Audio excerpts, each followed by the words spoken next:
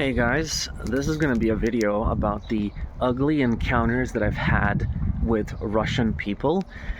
And this is really something that you're not going to face unless people think you're a local. Now it's more likely than ever with the tourism industry being down because of the war in Ukraine and also because of the effects of the COVID pandemic.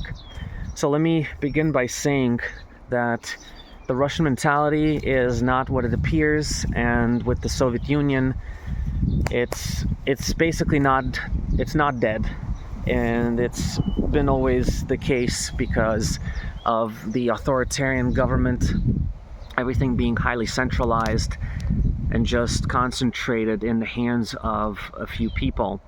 This has kind of created a distrust of people, and this idea of collectivism, it also really shows because people had to come together in order to survive. Now, the first encounter that I had that was really ugly, it was when I and my child were at a train station. We were waiting for one of those suburban trains because we're very far away from Moscow, relatively speaking, and it's one of those electric trains that trains that come once every like 20 or 30 minutes, sometimes an hour. We were looking at the train workers that were doing something on the railroad, and a child was over the yellow line. I was right next to him, and a woman comes by and yells, "Hey Dad, you're a fucking moron. How are you letting your kids stay that close to the edge?" And then I told her, relax, I'm right here. The child won't fall in, not only because I'm here, but because I trust the child not to. He's not that young. Now, he does use his judgment. And then she insulted me some more before finally leaving because I just stopped talking to her. So the next thing is the clothing police situation. This is a recurring encounter where people try to constantly overdress your child.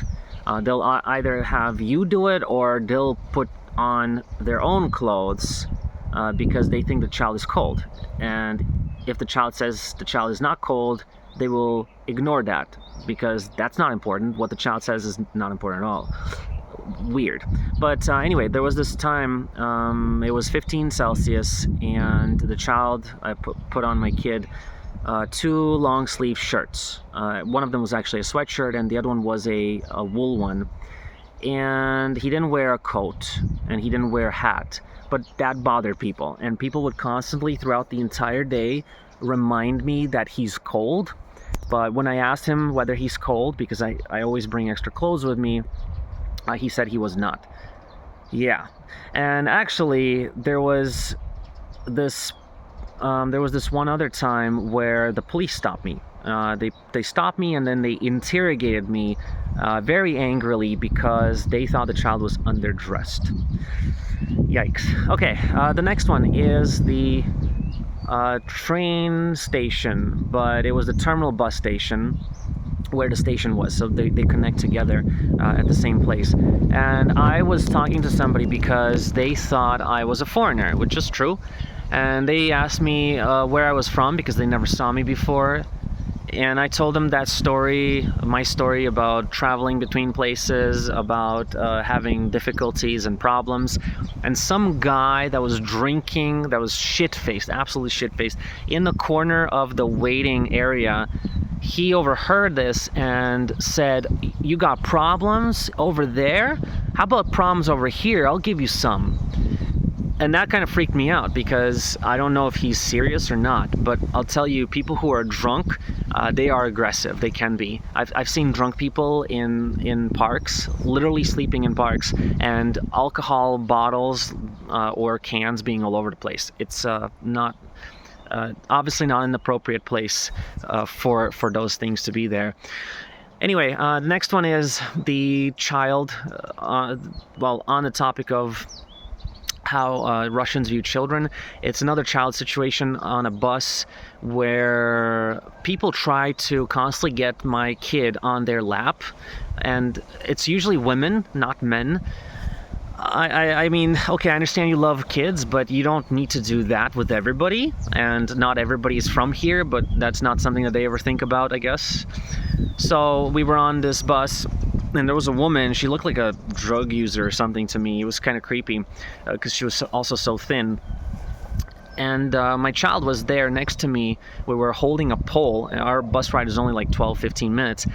And she constantly tried to grab him by the arm and at the same time telling him, come over here, I'll put you on my lap. It's kind of like, okay, well, if you want me to sit, why don't you just offer the seat or offer the child the seat?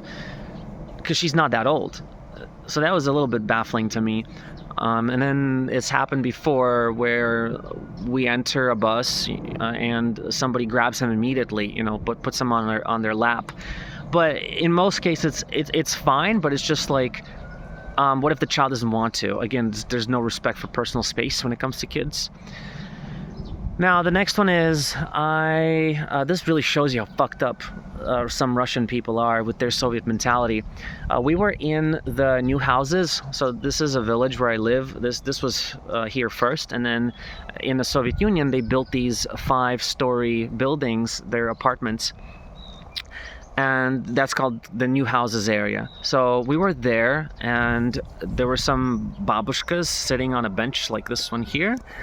And they were like, your girl needs a haircut because her hair is messy. And I said, that's a boy.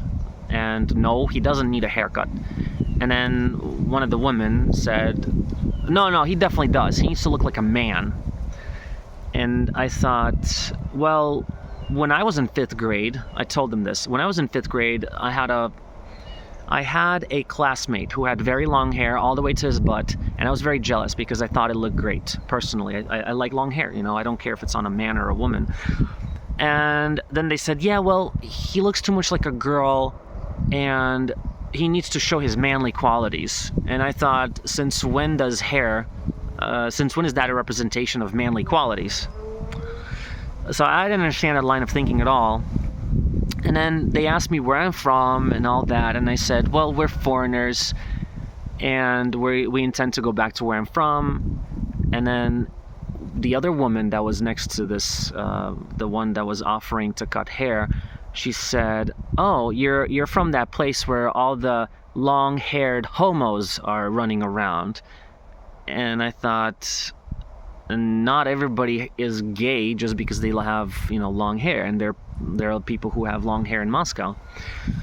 And then I said, you know what? We don't subscribe to politics. We just do what's best for us. And her response was, oh, well, that's why you don't have an ideology. I don't think I need to explain what's wrong with that. But she does have an ideology, and that is a problem. And finally, before that whole thing ended, she asked me, what's your kid's name? And after telling her that, she said, oh, well, that's a weird name. What is that? And I said to them, in response, that's a foreign name for foreigners like us. After that, the whole conversation ended, and they just shut up. Oof. Okay, the last thing that's worth mentioning is the barbaric nature of rural Russia. I don't know about Moscow. Moscow is a little different because they have paid toilets. So we went to this other area. It's like a mini city, and they don't have toilets anywhere. Not in cafes, not in restaurants, not in malls. And we found this out the hard way. We went into this flower shop in the little mini mall, and we asked the owner, I guess she's the owner, if we could use their bathroom, because their bathroom was open, there was nobody there, and we said it's for the child, which is true. And then she said, no, you cannot. Why don't you go outside and piss like the rest of us did in the Soviet Union? I was taken aback by that a little bit, not gonna lie, because number one, I don't want to pee outside, and number two, that I can't believe the Soviet Union's still alive, but yeah, it is, and I guess it has been even before the Soviet Union was a thing. People still thought this way. Very barbaric. Now talk about one other thing, which is the culture of bringing everybody down, because this has happened to my cousins, and it's happening to me as well, where certain cousins are telling me, for example, it's not worth going to school, you should just work, and you haven't even gotten into school, you don't know whether you'll get in. And this is, mind you, after the fact that I've already applied before to a different school where I got rejected, not because I'm not good enough for it, but because there weren't enough seats and because the professors didn't do the thing that I wanted to do. So it's not an issue with me, and I've already written my a part of my master's thesis. So the fact that cousins are looking to bring me down, as well as bring my other cousins down that have ambitious goals, while they're earning barely $600-700 a month, this just shows you that their mind is not in the right place. And if you come here, you'll experience that yourself, I think. Well, thanks for watching. That's it.